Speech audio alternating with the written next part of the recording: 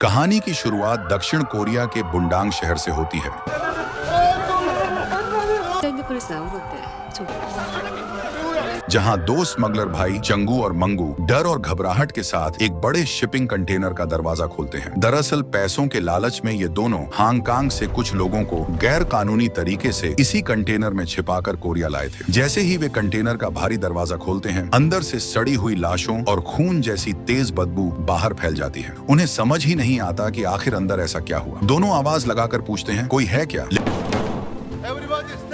लेकिन अंदर से कोई आवाज नहीं आती। जैसे ही वे टॉर्च जलाकर कंटेनर के अंदर देखते हैं, उनके पैरों तले जमीन खिसक जाती है। कंटेनर के अंदर मौजूद सभी लोग मर चुके थे। दर्जनों लाशें एक दूसरे के ऊपर पड़ी थीं। उनके मुंह से काला खून निकला हुआ था और पूरे शरीर पर लाल रंग के अजीब अजीब दाने थे। ये देखकर दोनों भाई वीडियो बनाते हुए आपस में बहस करने लगते हैं कि आखिर यह सब कैसे हुआ। तभी उनका फोन लाशों के बीच गिर जाता है। जैसे ही मंगू अपना फोन उठाने के लिए नीचे झुकता है, तभी अचानक एक लड़का ज़ॉम्बी स्टाइल में उसका पैर पकड़ लेता है, जिससे उसकी फटकर 64 हो जाती है।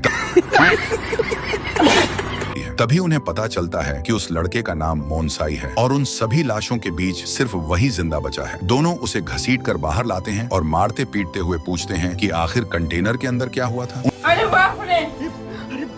खतरनाक लोग हैं। उन्हें लगता है कि जब इतने सारे लोगों में से सिर्फ यही एक जिंदा बचा है, तो शायद इसी ने ही बाकी सभी लोगों को मारा होगा। लेकिन असली वजह कुछ और थी। हांगकांग से कोरिया आते समय कंटेनर में मौजूद लोगों में से एक व्यक्ति पहले से ही एक खतरनाक वायरस से संक्रमित था। सफर के दौरान वह लगातार खांसता रहा और बंद कंटेनर के अंदर उसकी खांसी के छींटों से वायरस धीरे धीरे बाकी लोगों में फैल गया। इसी वायरस की वजह से कंटेनर के अंदर मौजूद सभी लोगों की मौत हो गई थी और मोनसाई भी इस वायरस की चपेट में आ चुका था। लेकिन इसके बावजूद वह अभी तक जिंदा था। दोनों भाइयों को अभी इस बात का अंदाजा नहीं था कि आखिर असल में हुआ क्या है और यह वायरस कितना खतरनाक है। इसी डर और अपने बचाव के लिए वे मोनसाई को भी खत्म करने का फैसला करने लगते हैं, क्योंकि अगर पुलिस को पता चल जाता कि वे इतने लोगों को गैर कानूनी तरीके से देश में लेकर आए थे, तो उन्हें सीधा जेल जाना पड़ता। तभी छोटा भाई मंगू उस बेबस लड़के को मारने से मना कर देता है। इसके बाद दोनों उसे ट्रक में बैठाकर इलाज के लिए शहर की ओर ले जाते हैं। रास्ते में जब चंगू कुछ सामान खरीदने के लिए ट्रक से उतरता है, तभी मोनसाई मौका देखकर वहां से भाग जाता है। वापस आने पर चंगू उसे काफी ढूंढता है, लेकिन उसका कहीं कोई पता नहीं चलता। इसी बीच मंगू की तबीयत अचानक बिगड़ने लगती है और उसे लगातार तेज खांसी आने लगती है। दरअसल मोनसाई को पकड़ने और उसके करीब रहने के दौरान मंगू भी इस वायरस की चपेट में आ चुका था। अपने भाई की हालत देखकर चंगू उसे तुरंत एक मेडिकल स्टोर पर दवा दिलाने ले जाता है, जिससे आसपास मौजूद कई लोग उस खतरनाक वायरस की चपेट में आ जाते हैं। वहीं एक छोटा बच्चा भी उसके करीब आता है और उसकी खांसी के छींटों से वह भी संक्रमित हो जाता है। इस तरह वह वायरस धीरे धीरे पूरे बुंडांग शहर में फैलना शुरू कर देता है। इसके बाद फिल्म का सीन अचानक एक बड़े सड़क हादसे की तरफ शिफ्ट हो जाता है, जहां हमारी मुलाकात डॉक्टर किम इन्हे से होती है, जो बुंडांग के एक प्रमुख अस्पताल में इन्फेक्शन डिजीज की स्पेशलिस्ट हैं। उसी समय इन्हे अपनी कार से अस्पताल जा रही होती है कि अचानक उनकी कार एक गहरे गड्ढे में गिर जाती है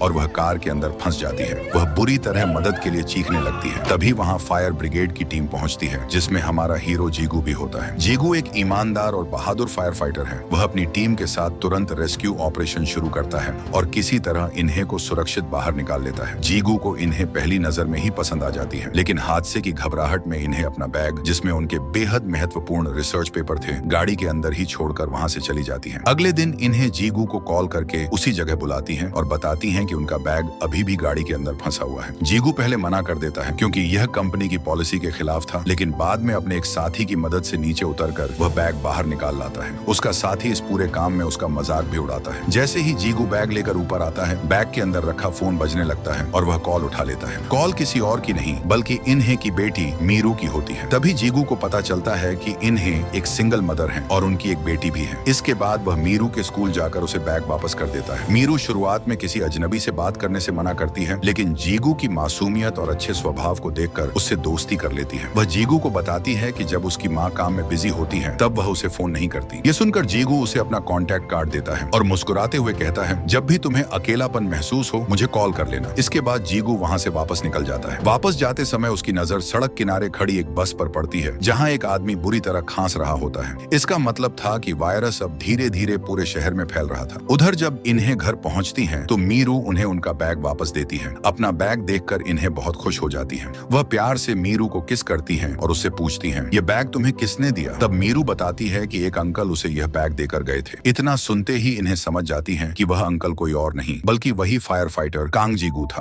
तभी अस्पताल से उन्हें एक इमरजेंसी कॉल आती है जिसमें बताया जाता है कि एक बहुत ही गंभीर मरीज आया है। इन्हें तुरंत अस्पताल पहुंचती हैं और वहां हम देखते हैं कि अस्पताल के बेड पर मंगू पड़ा हुआ है जो उसी कंटेनर वाला स्मगलर था। वह भी उसी खतरनाक वायरस की चपेट में आ चुका था। उसके पूरे शरीर पर लाल दाने निकल आए थे, उसे तेज बुखार था और उसकी हालत लगातार बिगड़ती जा रही थी। इन्हें और बाकी डॉक्टर उसे बचाने की पूरी कोशिश करते हैं लेकिन वायरस इतना घातक था कि कुछ ही देर में मंगू की मौत हो जाती है। इसके बाद इन्हें उसका फोन चेक करती हैं जिसमें उन्हें कंटेनर के अंदर की वह डरावनी वीडियो मिलती है जिसमें सैकड़ों लाशें दिखाई देती हैं। वीडियो देखकर इन्हें समझ जाती हैं कि इसी कंटेनर से यह जानलेवा वायरस पूरे बुंडांग शहर में पहुंचा है। वह तुरंत अस्पताल के बाहर बैठे मंगू के बड़े भाई चंगू के पास जाती हैं और उससे पूछती हैं कि यह कंटेनर कहां से आया और यह वीडियो कैसे बनाई गई। लेकिन गैर कानूनी काम में फंसने के डर से चंगू उसे कुछ भी बताने से इनकार कर देता है। तभी इन्हें उसे बताती हैं कि उसका भाई मंगू अब नहीं रहा। यह सुनते ही चंगू पूरी तरह टूट जाता है। वह जबरदस्ती इमरजेंसी रूम में घुस जाता है और अपने भाई की लाश से लिपटकर जोर जोर से रोने लगता है। इसी दौरान वह मंगू के खून के संपर्क में आ जाता है और घबराहट में वहां मौजूद कई डॉक्टरों को भी छू देता है। डॉक्टर उसे पकड़ने की कोशिश करते हैं और किसी तरह उसे रोक लेते हैं लेकिन वहां मौजूद किसी भी डॉक्टर को इस बात का अंदाजा नहीं होता कि वायरस उनके शरीर में पहुंच चुका है और वे धीरे धीरे संक्रमित हो रहे हैं। इसके बाद फिल्म का माहौल पूरी तरह बदल जाता है क्योंकि अब यह खतरनाक वायरस तेजी से पूरे बुंडांग शहर में फैलने लगता है। उधर मीरू जो घर पर अकेली थी अपनी बिल्ली को ढूंढने के लिए बाहर निकलती है। तभी हमें वहां घबराया हुआ मोनसाई दिखाई देता है। मीरू अपनी बिल्ली को ढूंढ ही रही होती है कि अचानक उसके सामने एक कार आ जाती है लेकिन टक्कर लगने से ठीक पहले मोनसाई न चाहते हुए भी उसकी जान बचा लेता है। मीरू उससे पूछती है आप कौन हो, लेकिन मोनसाई कोई जवाब नहीं देता और बस इतना कहता है मुझसे दूर रहो। मीरू उसका शुक्रिया अदा करने के लिए उसे खाना देती है और उसे खाते हुए देखती रहती है। फिर वह अपना नाम बताती है लेकिन मोनसाई बार बार उसे अपने पास आने से मना करता है और कहता है कि वह उससे दूर रहे क्योंकि वह बीमार है। तभी अचानक उसे अजीब तरीके से तेज खांसी आने लगती है। यह देखकर मीरू जीगू को फोन करके मोनसाई के बारे में बताती है।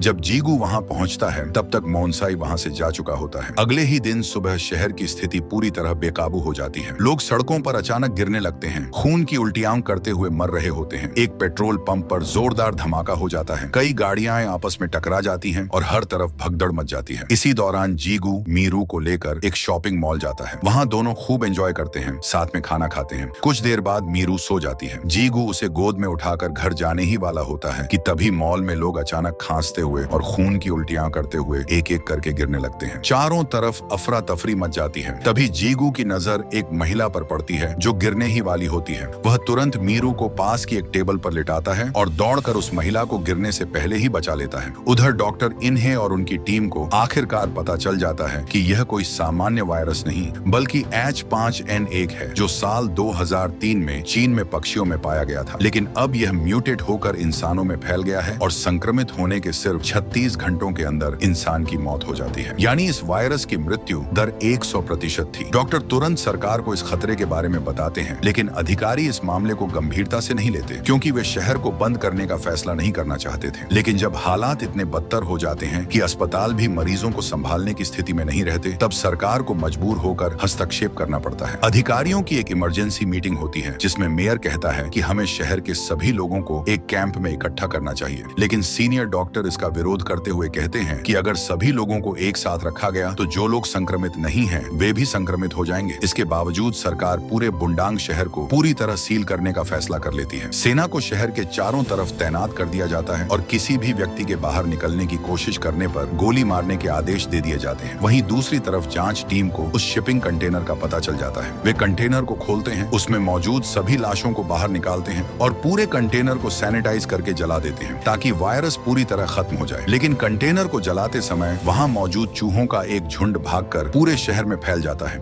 जिससे वायरस और भी तेजी से फैलने लगता है। इसके बाद सरकार एक विशाल कैंप बनाती है और सभी नागरिकों को वहां ले जाने का आदेश देती है। इसी बीच एक और इमरजेंसी मीटिंग होती है जिसमें WHO के अधिकारी और अमेरिकी सेना के ऑफिसर भी शामिल होते हैं। वे सरकार पर दबाव डालते हैं कि किसी भी हालत में इस कैंप से किसी को बाहर नहीं जाने दिया जाए। उधर जब पूरे शहर को सील किया जा रहा होता है तो सरकार आखिरी फ्लाइट की व्यवस्था करती है जिसमें कुछ चुनिंदा लोगों को शहर से बाहर निकाला जाना था। डॉक्टर इन्हें भी उस फ्लाइट से जाना चाहती थी लेकिन उनकी बेटी मीरू उनके साथ नहीं थी क्योंकि वह जीगू के साथ उसी शॉपिंग मॉल में थी। इन्हें तुरंत मीरू को फोन करती है लेकिन फोन जीगू उठाता है। वह बताता है कि मॉल में भगदड़ मची हुई है क्योंकि लोग वायरस के डर से खाने पीने की चीजें लूट रहे हैं। यह सुनते ही इन्हें बिना देर किए मॉल की तरफ दौड़ पड़ती है। वहां पहुंचकर वह मीरू को ढूंढती है और आखिरकार उसे ढूंढ लेती है। लेकिन इससे पहले कि वे बाहर निकल पाते, मॉल के सभी शटर बंद कर दिए जाते हैं और सभी को अंदर ही रहने का आदेश दिया जाता है, क्योंकि सेना ने पूरे शहर को लॉक कर दिया था। हालांकि जीगू अपनी सूझबूझ से इन्हें और मीरू को गेट पूरी तरह बंद होने से ठीक पहले ही बाहर निकाल लेता है। बाहर आते ही इन्हें जीगू से कहती हैं कि शहर से निकलने के लिए आखिरी फ्लाइट तैयार है। इन्हें जीगू से कहती हैं कि वह भी उनके साथ चले, लेकिन जीगू मना कर देता है। वह कहता है कि वह एक फायर फाइटर है और उसका कर्तव्य है कि वह लोगों की मदद करे। अभी भी अंदर कई लोग फंसे हुए हैं और उन्हें बचाना जरूरी है। इसके बाद जीगू अपनी गाड़ी की चाबी इन्हें को देता है और कहता है कि वह मीरू को लेकर एयरपोर्ट चली जाए। इन्हें और मीरू एयरपोर्ट पहुंच जाती हैं और उन्हें प्लेन में बैठने की अनुमति भी मिल जाती है। लेकिन जैसे ही वे बोर्डिंग करने वाली होती हैं, तभी मीरू जोर से खांसने लगती है। एयरपोर्ट स्टाफ उसे खांसते हुए देख लेता है और उन्हें प्लेन में जाने से रोक देता है। इन्हें बहुत समझाती हैं कि मीरू को सिर्फ सामान्य सर्दी है, लेकिन कोई उनकी बात नहीं सुनता। आखिरकार दोनों को एयरपोर्ट से बाहर निकाल दिया जाता है और वे भी उसी संक्रोधित शहर में फंस जाती हैं। तभी इन्हें को समझ में आ जाता है कि मीरू भी उसी जानलेवा वायरस से संक्रमित हो चुकी है। उसी समय जीगू भी वहां पहुंच जाता है और जब उसे पता चलता है कि मीरू संक्रमित हो गई है, तो वह इन्हें से कहता है कि मीरू को तुरंत क्वारंटाइन एरिया में ले जाओ, जहां उसका इलाज हो सके।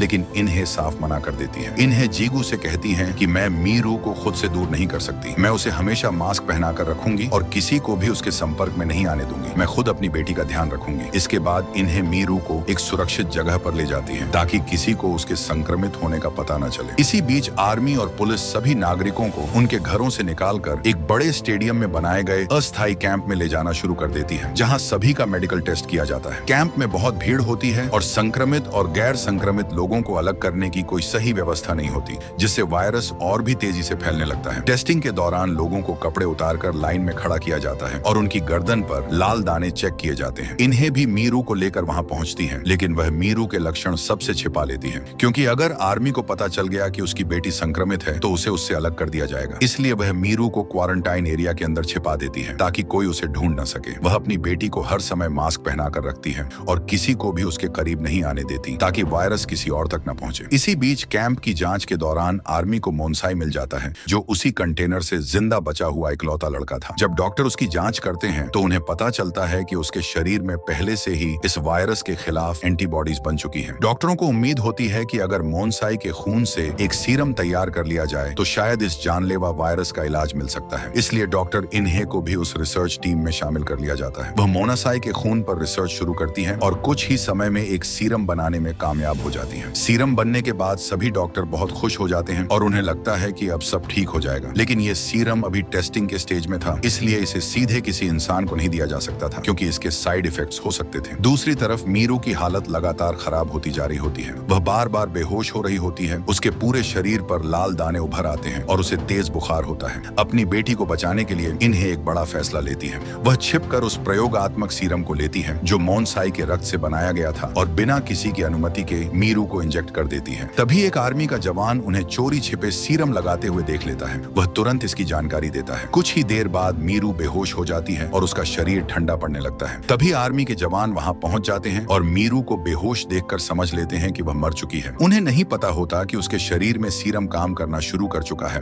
और मीरू अभी भी जिंदा है। वे उसे बाकी संक्रमित मृत लोगों के शवों के साथ एक बड़े गड्ढे में ले जाते हैं, क्योंकि सरकार ने वायरस को रोकने के लिए सभी संक्रमित शवों को जलाने का आदेश दिया था। दूसरी तरफ आर्मी इन्हें को भी वहां से हटा देती है। जब जीगू को यह सब पता चलता है तो वह बिना समय गंवाए उस गड्ढे की तरफ दौड़ पड़ता है। वह सैकड़ों शवों के बीच मीरू को ढूंढने लगता है और बार बार उसका नाम पुकारता है। आखिरकार उसे मीरू जिंदा मिल जाती है। जीगू उसे देखकर बहुत खुश हो जाता है और उसे उठाकर गले लगा लेता है। उसे समझ आ जाता है कि इन्हें का लगाया हुआ सीरम काम कर गया है और मीरू अब धीरे धीरे वायरस से ठीक हो रही है। जीगू मीरू को लेकर वहां से निकलने की कोशिश करता है, लेकिन आर्मी उन्हें रोकने लगती है। इसी बीच कैंप में एक अफवाह फैल जाती है कि आर्मी संक्रमित लोगों को जिंदा जला रही है। लोग उस गड्ढे के पास पहुंचते हैं और जीगू को मीरू को लेकर बाहर आते हुए देखते हैं। इससे लोगों को लगता है कि यह अफवाह सच है। इसके बाद लोग आर्मी के खिलाफ विरोध शुरू कर देते हैं। भीड़ आर्मी पर पत्थर फेंकने लगती है और हमला शुरू कर देती है, जिससे चारों तरफ अफरा तफरी मच जाती है। इसी मौके का फायदा उठाकर जीगू मीरू को लेकर वहां से निकल जाता है और वॉकी टॉकी के जरिए डॉक्टर इन्हे से संपर्क करके बताता है कि मीरू जिंदा है और अब ठीक हो रही है।